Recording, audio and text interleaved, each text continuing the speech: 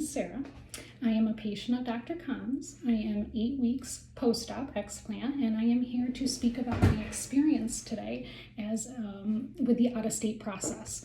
I did come from New York State to see Dr. Khan in Michigan. So just speaking a little about that today. So the first thing is the ease of the out-of-state process, right? What I can tell you is the warm and receptive office staff made the process of seeing an out-of-state surgeon smooth and epically seamless. The office staff is a very well-oiled machine, okay? They are responsive, they are efficient, they are detailed-oriented.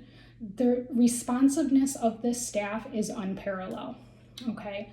The process for me was and continues to be much smoother than my local plastic surgeon's office that I actually just had surgery with in October of 2023. This has been a lot more seamless working with Dr. Khan's office out of state than it was seeing my local plastic surgeon. Expect same-day responses from this office. The pre-op packet and to-do list, well, very overwhelming in the beginning, right? Very overwhelming during that initial phase. I promise you Dr. Khan's office will alleviate any anxiety you have every step of the way. Every time something's completed, check mark off your box. They make it seamless, I promise you. I was able to submit my medical clearance. That was a breeze for me. I was able to submit that 2 months in advance, and that also included my EKG and my cardiac clearance. Again, not everyone's clearance is going to be the same. Not everyone will require a cardiologist to sign off. For me, my cardiologist did, but I was able to, send in my EKG, my clearances 2 months in advance, which was really instrumental for me because I am a traveling nurse specialist, and having that wiggle room when I am in town to see my doctors and get that information, Dr. Khan, early was huge for me. That alleviated a lot of anxiety right from the start. And obtaining that medical clearance was actually a blessing in disguise for me. Why? Because it solidified to my providers, my allergist, my cardiologist, my primary care provider, my ENT, that I wasn't making this up, right? That BII or breast implant illness does exist. It's a real thing. And I'm critically sick and I am going in for a massive surgery because of it. So it kind of solidified to these providers that we're not just making this up in our head, right? So that helped a lot. So the second is my recommendations. As we all know, BII and brain fog, made a list. Hopefully I don't forget anything. Again, all these recommendations aren't going to apply to all of you, right? This is just my experience, my recommendations for me, what worked well for me, okay? If possible, start your preparations early. It's not always going to be possible, but if it is, please, please, please start preparations early. Remember, the brain is a very, very powerful tool. It is there to heal you, and it can absolutely destroy you if you let it, okay? Once you make the decision that you are going to explant, stop your BII research, stop the continual scrolling of the support groups, and redirect all your attention and focus on your future explant and healing and your preparations that you need to make this a smooth transition for you, right? This is much of a mental journey and spiritual journey as it is a physical one. So be kind to yourself throughout the process. Now, regarding my recommendations too, prepare your home to the best of your ability. Mugs, cups, plates, make sure those are all in reaching level. And what does reaching level mean? Waist level, right? If you have mugs on the third shelf of a cupboard or your coffee on the third shelf of a cupboard, you're not going to be able to reach that. So for me, everything in my kitchen was downgraded. Everything was put down at a reachable level. I also had like a huge cheap table I have that I just put directly in the middle of my living room. And I put everything on it for the next month that I may need, including like gauze, as protectant for my underarms, to my medications, to my phone chargers, to my hairbrushes, to anything I might need was kind of centralized on that one table on reachable waist level, right? Zip up shirts, your button up shirts, make sure you have those. In fact, your pants are just as much important as your shirts, and a lot of people, or patients can forget about this fact, especially when you're traveling. If you're traveling to see Dr. Khan, am I going to be able to go pee? The rest stops, am I going to be able to pull down and up my pants while maintaining my T-Rex restrictions? Well, we have to think about the pants too, right? So if it works for you, I went to Amazon. I got the Amazon Essential Sleep Pant. I'm actually wearing them right now. Super comfy. They're good for winter, summer, spring, doesn't matter. They're basically like scrub pants. They're sleep pants, but like scrub pants. I got a little tie. These guys are huge. Like, they're tight on me now, but they're huge. I can take them off and on super easily while maintaining my T-Rex restrictions with no problems whatsoever. These are the easiest pants I have ever had to put on and off. I absolutely love them. So anything like scrub pants, that is ideal for the first few weeks of recovery, just so you can, go to the bathroom independently, right? Rest stops should not be a problem. Literally, if you have easy pants, you'll have no problem going pee by yourself. What else? So my closets, I prepared in advance. The month before surgery, I downgraded everything I would wear for a month. My button-up shirts, my easy pants, underwear, socks, whatever I thought I would need, I made sure I had on my lower level of my closet, and I raised to the upper level of my closet anything I wouldn't be wearing for the next month or two. Make it easy on yourself now, right? Because you're going to have so much energy devoted to healing. You do not want to risk having to reach up and grab something. So if time allows, please prepare your home, prepare your closets, prepare your bedroom, right? Let's see, what else? So step stools. If it's within your means, I went to the dollar store. They have the $5 section now, and I got a whole bunch of their step stools.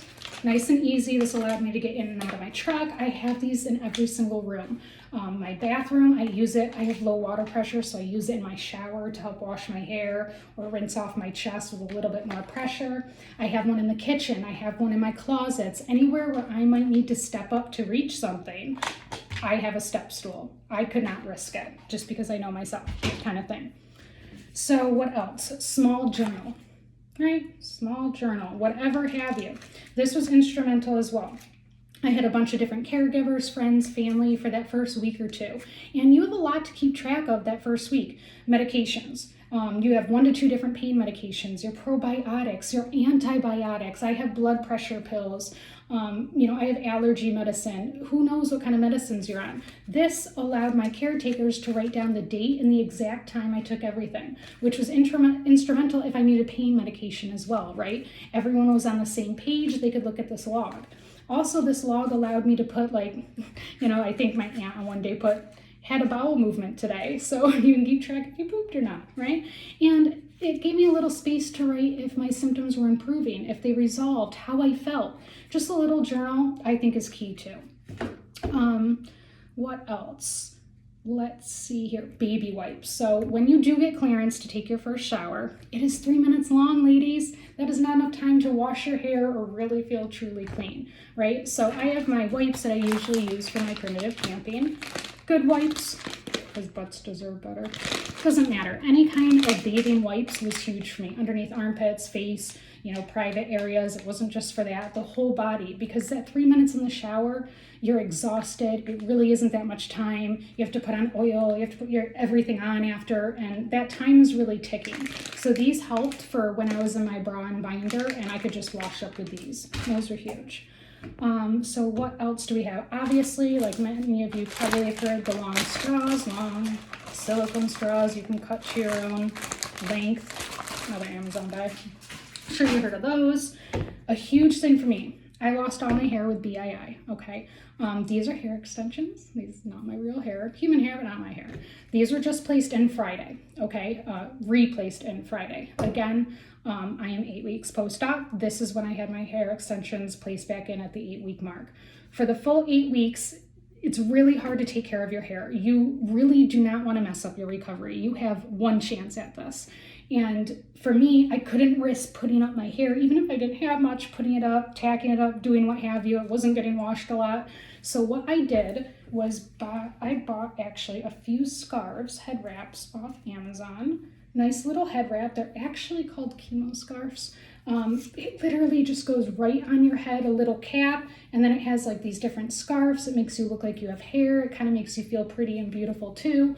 And your hair just can get tacked up right in it, and you don't have to worry about your hair. You don't have to worry about messing up your T-Rex arms. So I highly suggest the chemo or the head scarves if you have hair or a little bit of hair and you just don't want the maintenance of it. Huge for me was another Amazon buy, if it's within your means, night lights. These are actually sensing night lights. So for me, I cannot search a room in the dark for the light, and I have a lot of lights that you have to pull the string. Well, that is breaking my T-Rex restrictions, right? So I have these little motion sensor night lights plugged into every room, so when you walk by, they automatically go on, and then they go off in a minute or two. This was actually instrumental in my bedroom, because I would need help getting in bed, and then, you know, once you got your pillows everywhere, you can't get up and turn off the light. It is a nightmare getting out of bed for the first 1 to 3 weeks, right? You have to use your ab muscles. You got to keep your arms together. You can't push up off the bed. So having this stay on for a few minutes after I got in bed was huge for me too. So again, if you're interested, Amazon lights, motion sensor night lights. That was big for me too. What else do we have? My number one recommendation seems a little silly, but oh my gosh, this lived on my neck for the first full month. This was huge for traveling from New York State to Michigan for the car rides, but most importantly, this was for when I wanted to read books, when I wanted to watch TV. Even more importantly, laying in bed, ladies. The first few weeks you are laying in bed, you need to be propped up on 2 to 3 pillows. I have pillows on the side of me. I have 2 to 3 pillows underneath me, and you're on your back. Laying on your back for this long sucks, right? This neck pillow kept me in that position on my back, and it allowed the stability for my neck so I didn't wake up in severe neck pain, and it allowed a headrest. While I'm sleeping in bed, laying back, it allowed a headrest for my neck so I didn't wake up in that severe pain. Literally, this didn't leave my neck for a month. Neck pillow, can't suggest it more. What else do we got? Oh, my signs. If you're anything like me, preparing your house, right? Day before I left for Michigan, I am a do-getter. If there is dust, if there is laundry that needs to be done, lawn needs to be mowed, plants need to be taken care of, I need to do it, right? Go, go, go. And I say I have severe ADD, but I'm always need to be doing something. So for that, I needed warning signs. My biggest danger zone for me is my sunroom. Once you open up my sunroom doors, you are greeted by 65 plants that need tender love and care.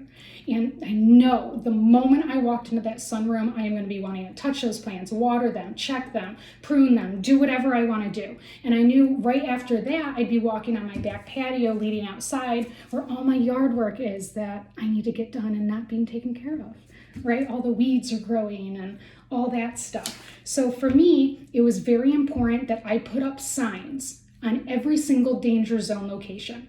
Signs to remind me to keep my T-Rex arms. So think front door, back door, garage door, sliding back door to my patio, my sunroom, right? The refrigerator, the cupboards, on my bathroom door, on my closets. So this was on my sunroom door, warning, entering danger zone, right? You've come too far to F this up now.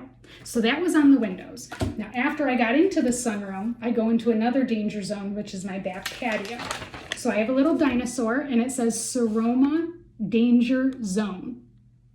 Do not mess this up. So my little dinosaur with his little reachers. I did purchase the reachers like other people suggested. I didn't really use them. I used them for yard work to pick up sticks, but for nothing else. So I have these little dinosaurs everywhere, literally. Now I am unstoppable, right? You got this. Don't risk it. So I had everywhere, not worth the risk until June 26.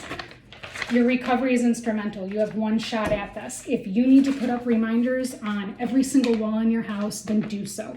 This will not only remind you, it will remind your friends, your caretakers, your family, your children, hey, this was a massive surgery. And although she's starting to look better, she needs to stay in these tight restrictions for anywhere from 5 to 8 weeks, right? You don't want to backtrack. You don't want to be told at the 6-week mark that you need to stay in compression and T-Rex arms for another 2 to 3 weeks because you messed up. Let's do it right the first time.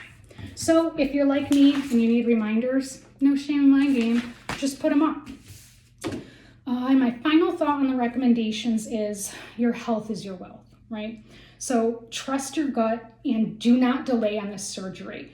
You know your body better than any provider that is treating you. If your gut is telling you you're sick, you need these implants out, do whatever you have to do to make it a reality. Get it done, my friend. So what is next? The best part of my journey. So share what you found to be the most positive or memorable aspect of your journey. So I'm actually going to touch on both of these, the positive and most memorable. So the most positive is hands down Dr. Khan. His bedside manner coupled with his meticulous attention to detail is a rare and invaluable blessing. His multifaceted dedication to my well-being was unparalleled. The most positive memory is when Dr. Khan walked into my PACU room right after surgery, and the first words he spoke to me were, "Okay, let's first see you smile." In my life, I don't recall ever smiling so authentically big, ever, before. And my boyfriend of 10 years said my smile had a glow that he had never seen before. So that was my most positive experience. Although my entire experience at Dr. Khan's office was overwhelmingly positive, that was what stuck out the most. Now, my most memorable was taking 2 extra days in Michigan prior to surgery and taking extra days on our way home. We could have returned, we decided to drive. We could have returned to New York State within 1 day's time. We could have comfortably gone back to New York State via car in 2 days' time more comfortably. I ended up actually doing it willingly on a 3-day trip. Now, getting there early, 2 days extra early prior to surgery in Michigan, allowed my boyfriend and I to kayak and enjoy the outdoors on Lake Huron prior to surgery, so I could relax the mind, body, and the soul. I've always wanted to visit Lake Huron, and this gave us a perfect opportunity to do so. I knew I didn't want to walk into this surgery stressed and, on a rigid time scale and anxiety through the roof. I knew that I just could not do that. It was not for me. My most memorable was the stunning Airbnb I stayed at. So I did stay at an Airbnb. I stayed right on Lake Huron. It had a bed for my boyfriend and I, but it also had this full bed in a sunroom that I call my surgery bed that outlooked Lake Huron, that looks like Caribbean waters. And I saw the huge ocean liners and the Lakers and the ships passing all day. I saw the storms coming and going. I had these huge windows in front of me. I saw all the animal life all day. I saw the birds feeding. It was absolutely stunning. They had meditative things all over the house. The place, it just felt like home. Right? And that was so, so important to me. We took our time on our way home back to New York State, and this allowed us to stop and walk these walking breaks at 3 Great Lakes. So we really broke up the drives doing that and making sure you don't get blood clots, making sure you're getting your walking in, because again, ladies, the bloat is real. Not only are you bloated from surgery, you're constipated, you got this binder on, your stomach literally looks like you are pregnant with triplets. Walk, walk, walk, walk. You need to be walking starting post-op day 1. I can't reiterate the importance of that. So for me, having that place to walk in nature in the Airbnb and taking 3 days to get home instead of making it just in 1 day to break up the drive to walk at 3 different Great Lakes was huge for me. Again, not everyone's going to be able to do this. Not everyone's going to have the luxury of this, and I understand that. I'm just speaking from my experiences only. If you have the ability to do so, think about what is going to be a benefit of your mind as well, and not just your body. So doing so, taking 3 days to get home, it also prolonged the time until I returned home, right? Because what happens when you return home? You want to do. I want to clean, I want to do yard work, I want to take care of bills, I want to do everything, right? So I knew once I returned home, I would be contending with the T-Rex arm restrictions. So prolonging that actually helped me a lot in being stationary. And basically I plan my surgery as a mini vacation of the sorts. So that really helped me spiritually to recover from this as well. Now, I was originally very, very concerned with the pain while riding. I say riding because my boyfriend was driving. And I knew that it was going to be a very long trip back to New York State, right? Very long. It took us 3 days. We could have done it in one, more comfortably in two, but again, I was worried about the pain. I can tell you the first 3 to 5 days, you are going to have no pain or little to no pain, at least in my experience. You're going to have a nerve, Dr. Khan is going to do a nerve block. So literally you're not even going to be able to feel pain. You're going to be completely numb. So that is why it's even more important to be careful of your T-Rex arms the first week, because you really can't feel much. So I was not nauseous. I didn't have any nausea, vomiting, diarrhea. I didn't have any pain, and riding in a car for 3 days while taking breaks was completely fine. I had my pillows, I had my neck one, and I was good to go. Stopped at rest area as I needed. I'm wearing, my Amazon scrub sleep pants, able to go to the bathroom independently. No problems there. So what else do we have here? Location of facilities. So your thoughts on location and its convenience. So I have no issues with location of Dr. Khan's office. There is ample parking. There are many stores, restaurants nearby. Depending on the time of year, the season you go, there are some state parks, there are some ponds, there are some things like, your caregiver or your significant other or your friend can, go check out while they're waiting for you in surgery. If you stay on Lake Huron like I did, or anywhere that is within a 30-minute, I would say, distance from Dr. Khan's office, plan accordingly for traffic. One accident can set you back 45 minutes. So our Airbnb was an hour and 40 minutes from Dr. Khan's office, and I gave myself 45 minutes each time of extra time just in case, which thankfully we ran into no problems. One day there was an accident. It did increase our time by 35 minutes, but we still arrived 5 minutes early. So just be mindful that his office, although ample parking, right outside of his office is like a double lane like boulevard, and it is always high traffic. So just be prepared for that and accommodate accordingly. So no problems there. Now the cleanliness and overall experience. Give your feedback on the cleanliness of the facility and your overall experience. So the cleanliness. Office and surgical suites were immaculate. Again, I'm a traveling nurse specialist and I have a very critical eye for these things. No problems whatsoever. Overall, I can't adequately capture the depth of my gratitude for the exceptional care I received at Dr. Khan's office. The professionalism and care allowed me to face my explant surgery with a peace of mind, something I didn't experience with my October surgery with my local plastic surgeon, which was actually a very traumatic experience. I had full peace of mind with Dr. Khan's office from start to finish. They not only saved my life, but they have also given me the hope and strength I need as I embark on this journey of healing, because we know it's not done right after surgery, right? So let's see, hotels, airports, and transportation. Comment on the accommodations and the options available. So this is going to be a little different for everybody, right?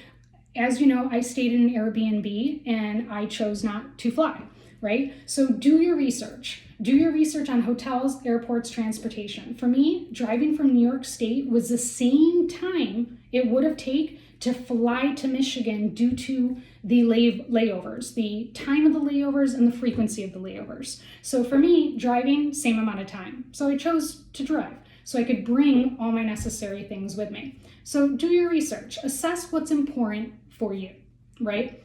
For me, what was important for me included, one, a non-city location, in a green area overlooking Lake Huron, which I've always wanted to see, where I could recover in and within nature, right? A place that felt like home. So you got to determine, assess what's important for you.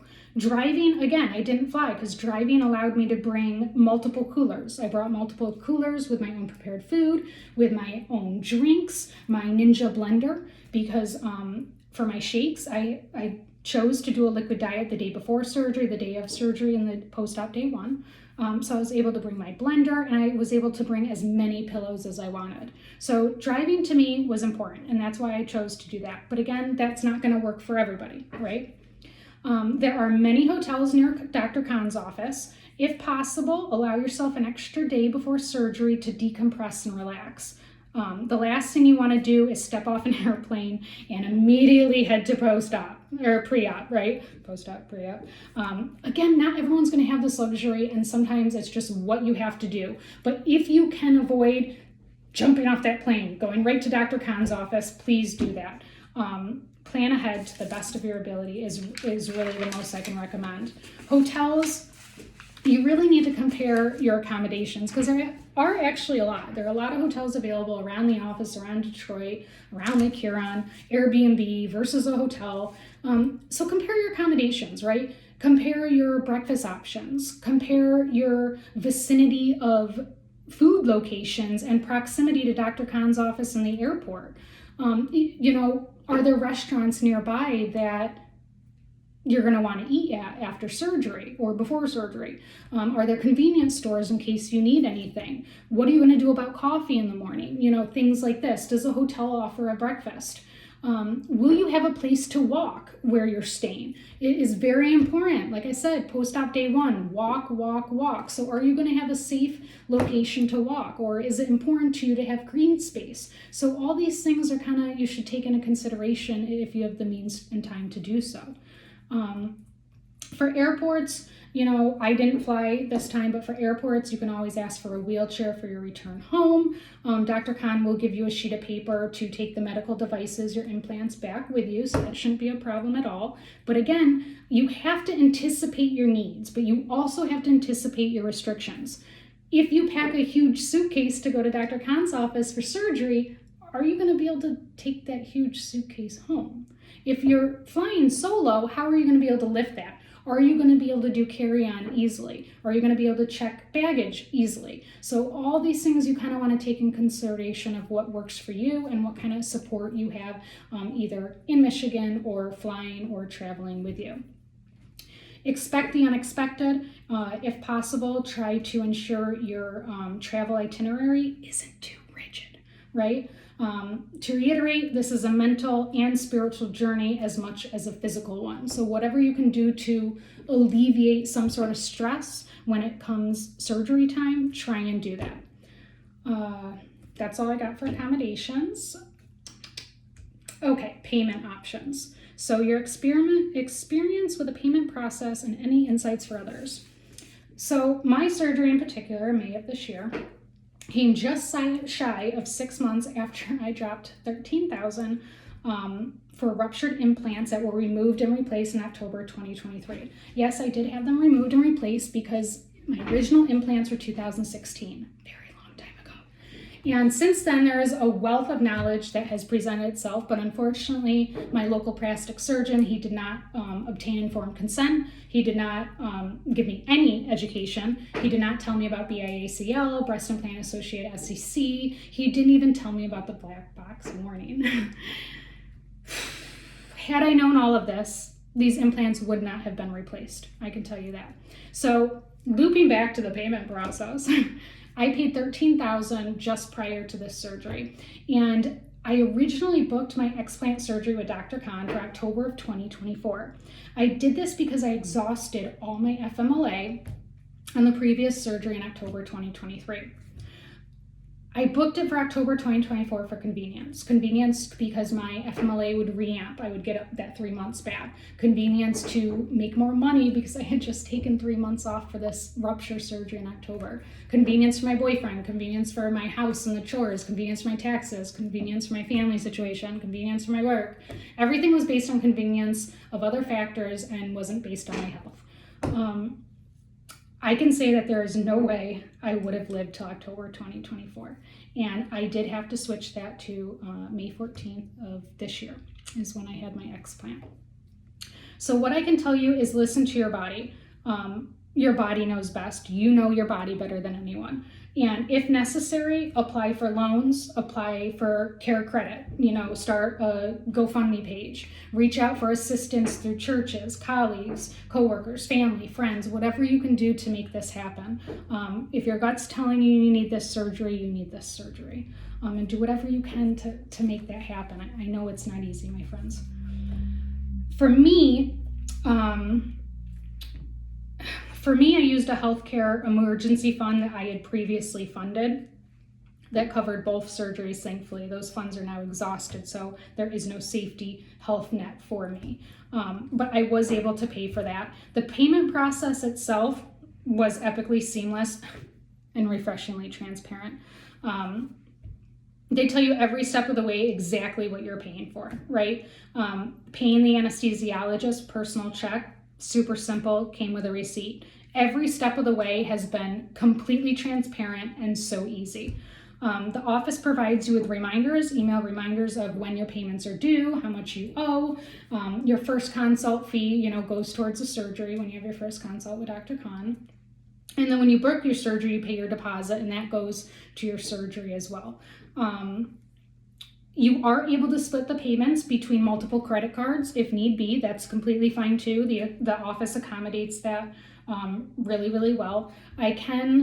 I would recommend, I did at least, I purchased another binder and bra for that switch out. When you're washing them, everything gets all oily, stuff like that. It was huge that I had that extra bra and binder to be able to put on when I did the washing. So you can buy that right at their office via credit card. Super simple, super easy, right?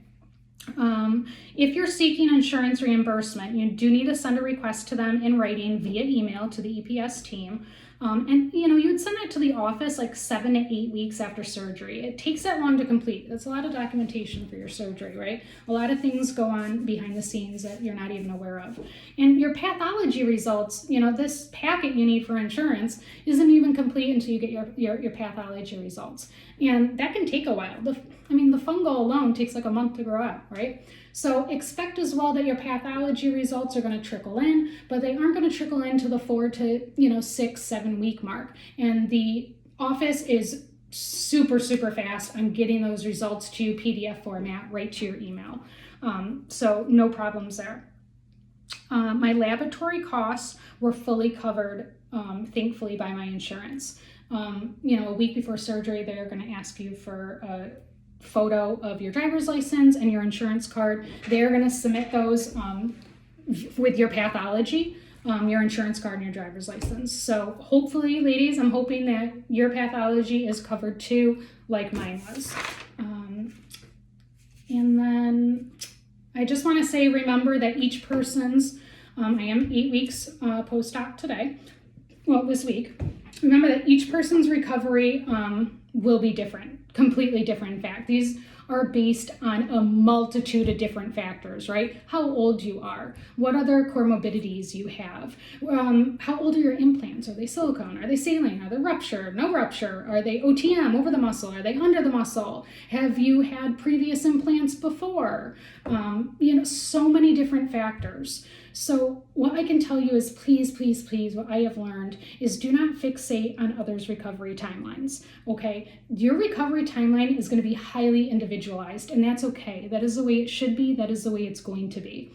Post-explant, direct your attention to working towards your goals while honoring your body's current capacity, okay? Don't fixate on what other people are doing and where other people are, if they've returned to work or if they're lifting or if they've taken off their binder. Listen to your gut. Listen to yourself. You know your body better than anybody else.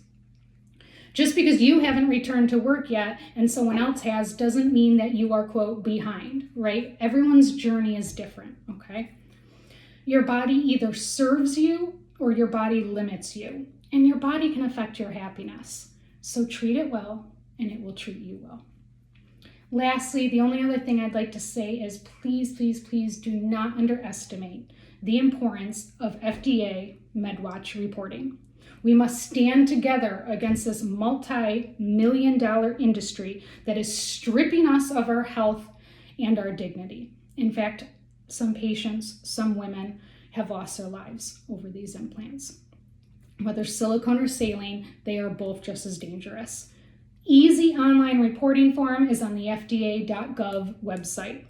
Alternatively, you can just go right to Google and type right into Google, FDA, medical device reporting. That's FDA, medical device reporting. Type that right into Google. The first link that pops up is the FDA.gov website. It's so simple. Takes 5 to 15 minutes. It's voluntary form, okay? You can add in as much or as little information as you want, okay? So I filled out an FDA report for my Allergan implants that ruptured from 2016 that I had taken out in October. I filled out an FDA report of how sick they made me. I then filled out another FDA report for the rupture. I filled out an FDA report for my new Centera implants that were placed in October. Why? Because then I ended up having multiple hospital visits. After those new intact implants were placed, I got super sick. So you don't have to, but again, I was hospitalized in February before my explant with the Centera implants. I filled out an FDA report. And then again, May of this year, during my explant with Dr. Khan, after that, I filled out another FDA report of the Centera implants, what symptoms they caused, why I had surgery, and what has resolved since. Again, none of this is mandatory. It's all voluntary. You can fill out as much or as little as you want. The form is so easy. It's so self-explanatory. It's an elementary read. Just go to the FDA.gov, FDA Medical Device Reporting, and let's all stand together to get these banned. As we know, saline, silicone, it doesn't matter. No implants are safe. That's all I have today. I hope that some or all, at least a little bit of this was helpful for giving you the out-of-state process. I wouldn't have had it any other way. I am so glad I chose Dr. Khan. I have no regrets of traveling out of state from New York to Michigan to see him. My results are beautiful. I went from a grade 4 tubulous breast deformity, a very severe one, less than 32A, to my implants, and then Dr. Khan removed them, my explant, and I am back to, my breast deformity and 32 AAA, really, and I'm okay with that, right? Your health is your wealth, and that's all that matters. So all my ladies out there watching this and all my explant warriors, this is for you, and I wish everyone well on their explant journey.